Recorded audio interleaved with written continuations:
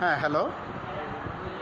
হ্যাঁ, যেটা যেটা বলছিলাম, ওই যে কালকে যে SW দিয়েছিলাম, যে সিভিল সিভিল আপিল একটা ঝরঝরা মুখস্থ, ওইটা ওইটা কত দূর কী করেছে?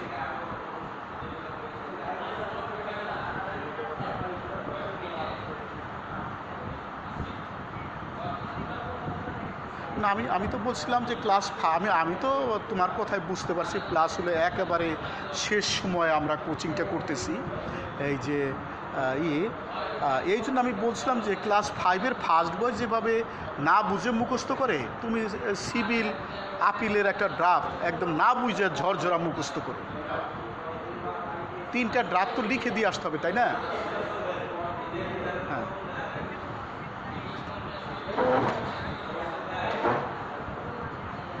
আচ্ছা, মনে কিছু করো না। ইংলিশে ইংলিশে তুমি কেমন? ইংলিশে কি পাকা পাকা না উইক? আচ্ছা, আচ্ছা।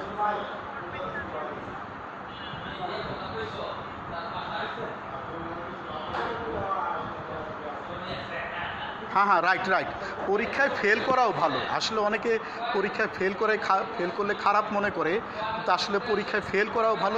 মানে অনেক অভিজ্ঞতা হয়, অনেক অনেক এক্সপিরিয়েন্স হয়। আচ্ছা, তাহলে ঠিক আছে, আমরা আজকে অন্য একটা ড্রাফট নিয়ে একটু আলোচনা করি। হ্যাঁ, আমার কথা একদম মন দিয়ে শুনো, তোমার প্রশ্ন করার দরকার নাই। তুমি এই প্রশ্নের উত্তর সবই পাওয়া যাবে, ঠিক আছে? আমরা ক্রিমিনাল ক্রিমিনাল গ্রুপ থেকে আজকে আজকে একটা ড্রাফট আমরা লেকচার দিব। হ্যাঁ, ক্রিমিনাল গ্রুপ থেকে। এখন ক্রিমিনাল গ্রুপ থেকে তোমার জন্য ক্রিমিনাল প্লাস হলো ক্রিমিনাল আপিল প্লাস হলো বেইল।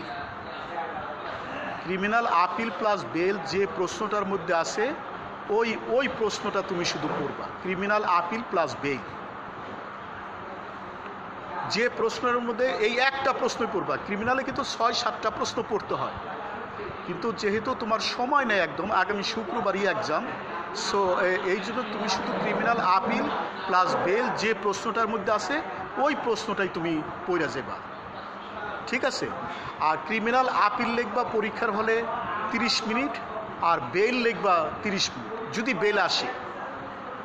আর যদি বেল না আসে, ধরো ক্রিমিনাল আপিল আসলো, একটা ছোট প্রশ্ন আসলো, তাহলে লিখবা ক্রিমিনাল আপিল লিখবা 40 মিনিট, আর আর ওই ছোট প্রশ্নটা লিখবা 10 মিনিট। মানে প্রশ্নপত্রের ছোট প্রশ্নটা সব সময় 10 মিনিটে লিখবা, 10 মিনিটের বেশি সময় নিবা না। যে কোনো ছোট প্রশ্ন আসুক, 10 মিনিট টাইম নিবা, ঘড়ি ধরে ওই 10 মিনিটের মধ্যে তুমি লিখবা। আর কাঁটাওয়ালা ঘড়ি নিয়ে যাবা, চোখের সামনে হাতের থেকে কুলায় কাঁটাওয়ালা ঘড়িটা সামনে রাখবা। কেন? কারণ ধরো তুমি 9টা বাজে একটা প্রশ্ন শুরু করলে, যদি 40 মিনিটে শুরু করো তাহলে 9টা 40-এ শেষ করতে হবে। তাহলে কাঁটাওয়ালা ঘড়িটা থাকলে হবে কি, তুমি বুঝতে পারবা যে 9টা 40-এর ঘরে কাঁটাটা আসলে আমার প্রশ্নটা যে কোনো মূল্যে শেষ করা লাগবে। এই জন্য কখনো ডিজিটাল ঘড়ি নিয়ে যাবে না। পরীক্ষার জন্য হলো কাঁটাওয়ালা ঘড়ি, এবং তাও চোখের সামনে রাখতে হবে। এটা বাম হাতে বা ডান হাতে রাখলে চলবে না, চোখের সামনে। তাহলে তুমি ওই কাঁটাটা দেখে বুঝতে পারবা যে আমার কোথায় লেখা শেষ করতে হবে, কত দ্রুত শেষ করতে হবে, নাকি আস্তে লিখতে হবে, এই জিনিসটা বুঝতে পারবা, ঠিক আছে? তাহলে আরেকটা বিষয় হলো, আর ক্রিমিনাল আপিল এই যে ফরম্যাটটা কি, ফরম্যাট মানে হলো, মানে প্রত্যেকটা মামলার নির্দিষ্ট একটা আকৃতি আছে, প্রত্যেকটা মামলার নির্দিষ্ট একটা আকার আছে ড্রাফটের, ওই আকার অনুযায়ী লেখা, আকারের বাইরে যাওয়া যাবে না। যেমন ক্রিমিনাল আপিলে ডিস্ট্রিক্ট ক্যাপিটাল লেটারে লিখতে হয়, এবং বাম পাশের মার্জিন থেকে লিখতে হয়। এইটি হলো ফরম্যাট। কেউ যদি ডিস্ট্রিক্ট মাঝখান থেকে লেখে তাইলে হবে না। এটা হলো ড্রাফটের বাম পাশের মার্জিন থেকে ক্যাপিটাল লেটারে লিখে, যদি জেলার নাম থাকে জেলার নাম দিতে হবে, জেলার নাম যদি না থাকে দেওয়া লাগবে না। আরেকটা বিষয়, অনেক সময় জেলার নাম থাকে না কিন্তু ইঙ্গিত দেওয়া থাকে, জেলার একটা উপজেলার নাম দেওয়া থাকে। জেলার একটা উপজেলার নাম দেওয়া থাকলে তো বোঝা যাবে যে জেলার নামটা কি, তখন কিন্তু জেলার নামটা দিতে হবে। আমি বুঝাইতে পারছি কথাটা? জেলার নাম সুনির্দিষ্টভাবে নাই, কিন্তু প্রশ্নের ভিতরে ইঙ্গিত দেওয়া আছে, একটা গ্রামের নাম দেওয়া আছে, খুব নাম করে একটা গ্রামের নাম বা উপজেলার নাম বা থানার নাম দেওয়া আছে, ওইটা দেখে তো বোঝা যাবে যে ওইটার জেলাটা কোথায়, জেলাটার নাম কি। আমি বুঝাইতে পারছি কথাটা?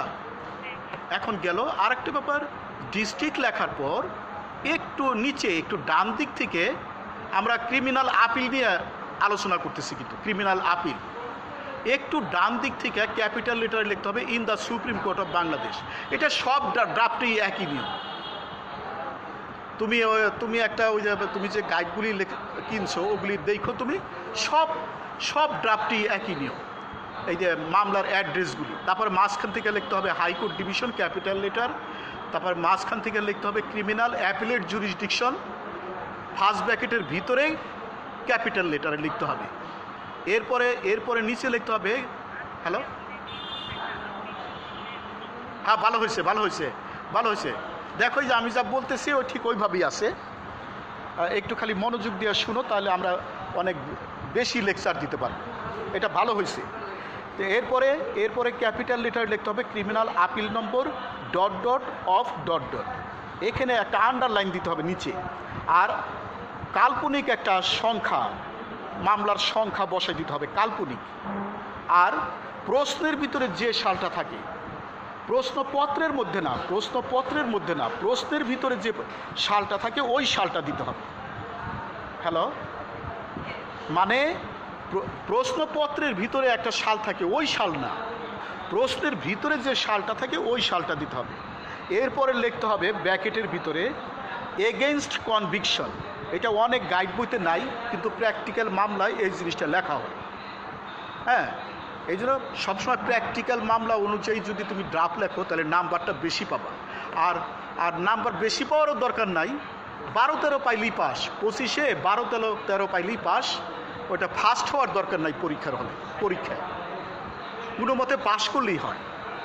এরপরে ইন দ্য ম্যাটার অফ 5টা 12 নাম্বার, 12 আমার মনে হয় 11 পাইলেও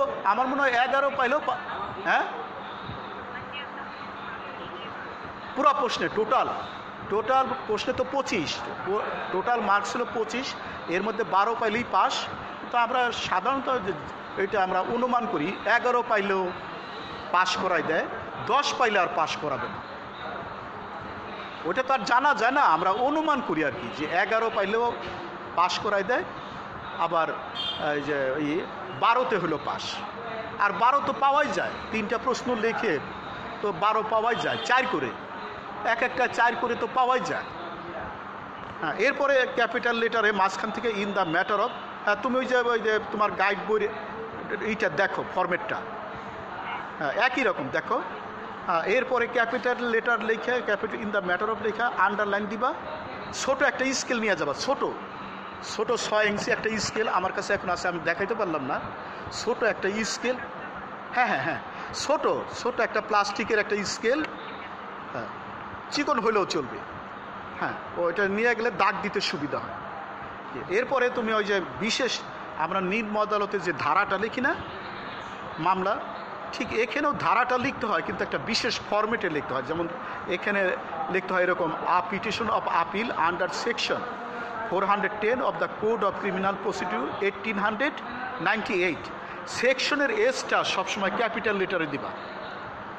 হ্যাঁ, কোড অফ ক্রিমিনাল প্রসিডিউরের কোডের সিটা, ক্রিমিনালের সিটা, আর প্রসিডিউর পিটা বড় হাতের দিবা সবসময়। এরপরে and in the matter of capital লেটারে লেখা আন্ডারলাইন দিবা। তারপরে তুমি ওই যে অ্যাপিলেন্ট, যাকে সাজা দেওয়া হয়েছিল সেই তো আপিল করবে, তাই না? যাকে নিম্ন আদালত সাজা দিয়েছিল সেই তো হাইকোর্টে যে আপিল করবে, তাই না? এই জন্য তার পূর্ণ ঠিকানা, নাম সহ পূর্ণ ঠিকানা দিতে হবে। প্রশ্নে যদি না থাকে, পূর্ণ ঠিকানা যদি প্রশ্নে না থাকে, কাল্পনিক একটা অ্যাপ্রোপ্রিয়েট ঠিকানা দিতে হবে। প্রশ্নের ভিতরে লেখা আছে ঢাকা, এখন তুমি যদি চিটাগাংয়ের ঠিকানা দাও তাহলে ভুল হলো না? তোমাকে ঢাকার একটা কাল্পনিক ঠিকানা দিতে হবে, এবং ঠিকানার ভিতরে স্থায়ী ঠিকানা এবং বর্তমান ঠিকানা দিতে হবে। কারণ হলো কোর্ট থেকে অনেক সমন, নোটিশ, মামলার কাগজপত্র ওই আসামির কাছে, আপিলকারীর কাছে যাবে। এখন ঠিকানা যদি ভুল হয় তাহলে কি যাবে? যার ফলে ওই অ্যাপিল্যান্ট তো দ্রুত রেমিডি পাবে না, পাবে। এখন এইগুলি লেখার পর কনভিক্ট হাইফেন দিয়ে অ্যাপিল্যান্ট। আর একটা ব্যাপার, এখন অবলিক গ্রহণযোগ্য না, এখন অবলিক গ্রহণযোগ্য না, অবলিকের বদলে হাইফেন দিতে হয়। এইগুলি দেখবে পরীক্ষক, এইগুলি দেখবে যে যিনি পরীক্ষা দিতেছে উনি এই ফরম্যাটগুলি ফলো করতেছে কিনা। হ্যাঁ, আর সে ক্রিমিনাল আপিল তুমি দিয়ে আসলে না বুঝতে পারে দিয়ে আসলে সিভিল আপিল বা দিয়ে আসলে কোয়াশমেন্ট, তাইলে কি নাম্বার দিবে? প্রথমেই তো 0 দিয়ে দিবে। একজনের ভাববে যে এ তো মামলাটাই ধরতে পারে নাই, পার্টি মামলা বলছে ক্রিমিনাল আপিল করার জন্য, কিন্তু লয়ার সাহেব বুঝছে যে কোয়াশমেন্ট করার জন্য, তাহলে তো মামলাই হলো না। এফিডেভিট কমিশনার কি মামলা নিবে? আর হাইকোর্টে তো পার্টিকে যে এজলাসে নেওয়া হয় না, এটা জানো তো? হাইকোর্টে ক্লায়েন্টদের এজলাসের ভিতরে নেওয়া হয় না, এদেরকে বারান্দায় রাখে। এখন কোর্টের ভিতরে লয়ার সাহেব ভুল মামলা করলো নাকি ফেরত দিল নাকি জাস্টিস ফেককে ফালাই দিল, ওইটা কিন্তু ওই যে ক্লায়েন্ট বুঝতে পারে না। এখন বারান্দায় এসে তাকে একটা ভুয়া বুঝ দিয়ে দিল, অথচ তার মামলাটা কিন্তু হয়ই নাই, কিন্তু একটা সম্পূর্ণরূপে ভুয়া বুঝ দিয়ে দিল। এবং সরল ক্লায়েন্ট সেই ময়মনসিংহ থেকে আসছে, দিন বইরা না খায়া ছিল, বিকালবেলা চলে গেছে, অথচ লয়ার সাহেব কিন্তু ভুল মামলা করছে। মামলাটার সে ক্রিমিনাল আপিল, সে ভুলে কোয়াশমেন্ট মামলা করে নিয়ে গেছে। ঠিক পরীক্ষার প্রশ্নটাও তো একটা মামলা, এটা প্র্যাকটিক্যাল একটা মামলা। হ্যালো, এটা প্র্যাকটিক্যাল একটা মামলা, একটা প্র্যাকটিক্যাল মামলার মতোই লিখতে হবে, কোনো রকম ভুল হওয়া যাবে না। এরপরে and in the matter of দিয়া মাঝখান থেকে এই যে কস্ট টাইটেলটা লিখতে হবে। এখানে খুব মন দিয়ে একটা খেয়াল করো, আসলে তোমার তো সময় নেই, এটা 2-3 মাস আগে থেকে কোচিং করলে তুমি মজাও পাইতে, এটা ভালো হতো। তারপর আমি দোয়া করি তুমি একবারই পাশ করো। পরীক্ষার হলে যারা একটু বেশি চালাক, ওরা কিন্তু কম পড়েও পাশ করে আসে। হ্যাঁ, পরীক্ষার হলে একটু বেশি চালাক হইতে হয়। দেখা যায় ওরা, আমি দেখতাম কি, আমি আমার স্টুডেন্ট লাইফে not a single word I don't copy in the exam all over my student life. কিন্তু আমি দেখতাম কি, আমি যখনই পরীক্ষার হলে যাইতাম, আশেপাশের ছেলে মেয়েরা আমার সাথে এমন খাতির জমাইতো, হ্যাঁ, মানে একেবারে একান্ত বন্ধু হয়ে যেত। হ্যাঁ, যাতে আমি তাকে একটু খাতা দেখাই, প্রশ্নটা বলে দেই, প্রশ্নের ধরনটা বলে দেই। তখন আমি বলতাম কি ওদেরকে, ঠিক আছে আমার খাতা দেখে লেখা অসুবিধা নেই, কিন্তু আমি যদি পিসটা উল্টায় ফেলাই তখন আর আমি দেখাইতে পারবো না, কারণ আমি আমার মূল্যবান সময় নষ্ট করে তো আমি তোমাদের দেখাতে পারবো না। আমার খাতা দেখে লেখা অসুবিধা নাই, কিন্তু আমি যদি উত্তরপত্রে পিসটা আমি ঢেকে ফেলি, উল্টায় ফেলি, তাইলে আর আমি কিন্তু দেখাতে পারবো না। কিন্তু ওরা দেখতাম কি এত দ্রুত লিখতো, আমার খাতা দেখে মানে আমার আগে লেখা ফেলাইছে। হ্যালো, হ্যাঁ, এই আর কি। এই জন্য পরীক্ষার হলে আলাদা একটু ব্রেন থাকতে হয়, আলাদা একটু যে চালাক একটু বেশি হইতে হয়।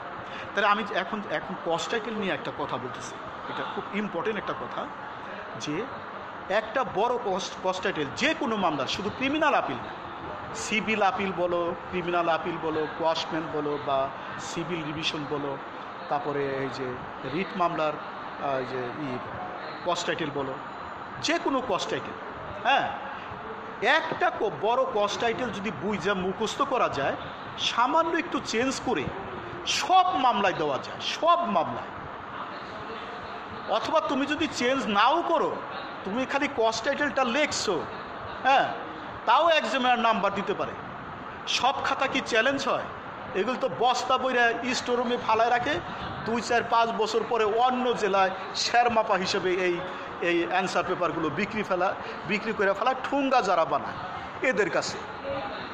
হ্যাঁ, তুমি তো মেয়ে মানুষ, আমরা অনেক দেখছি বাজারে যাই ঠুঙ্গালার কাছে দেখি কি কুমিল্লা বোর্ডের উত্তরপত্র দিয়ে এই যে ঠুঙ্গা বানায় রাখছে, কুমিল্লা বোর্ডের উত্তরপত্র দিয়ে, তাই না? এখন তুমি তো মেয়ে মানুষ, তুমি হয়তো ওইভাবে বাজারে যাওনি, আমরা তো ছোটোকাল থেকে বাজার করেছি, আমরা দেখেছি। সব খাতা তো চ্যালেঞ্জ হয় না। হ্যাঁ, একজনের একটা প্রশ্নের উত্তর হয় নাই, ওর মধ্যেও একজনের নাম্বার দিতে পারে, তার ইচ্ছা। যে ঠিক আছে পরীক্ষার্থীটা লিখছে, হ্যাঁ অ্যান্সার খালি রাইখা আসবে না, খালি রাইখা আসলে নাম্বার দিব কোথায়? শূন্য খাতায় নাম্বার দিবে? শূন্য খাতায় এক্সামিনারের তো মরণ আছে, আল্লাহর কাছে তার জবাবদিহি করতে হবে না যে পরীক্ষার্থীটা কিছুই লেখে নাই, হ্যাঁ আপনি এই প্রশ্নে 5 নাম্বার দিলেন কেন? কিছু তো লিখতে হবে। Am I right? হ্যাঁ, তার মানে একটা কস্ট টাইটেল দেখবা যদি তুমি বুঝা মুখস্থ করো, সব কস্ট টাইটেল একই রকম। হ্যাঁ, ওইটাই সামান্য একটু প্রশ্ন অনুযায়ী চেঞ্জ করে দিলেই মানে ওইটা লেখা হয়ে যায়। সব কস্ট টাইটেল একরকম, সব মামলার একটা মুখস্থ করলে কিন্তু সব মামলার কস্ট টাইটেলে দেওয়া যায়।